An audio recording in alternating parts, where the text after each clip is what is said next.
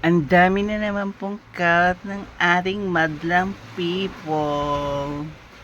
Tunay nga pong ginagawang basurahan ang ating paligid.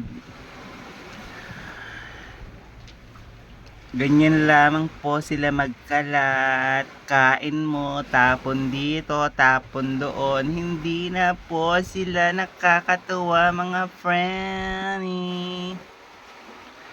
Bibigyan na po natin sila ng aksyon. Konti na lang. Nanggigigil na talaga ako sa mga madlang people, mga friends.